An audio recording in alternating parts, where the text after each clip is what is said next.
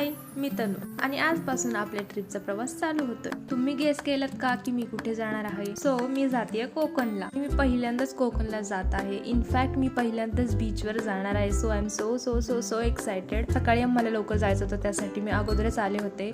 सकाळी आम्ही 3ला शार्प घरातून निघणार होतो, बट निघता आम्हाला 4:30 वाजले। बाप्पाचं दर्शन घेतलं आणि प्रवास चालू केला। This is what happiness looks like.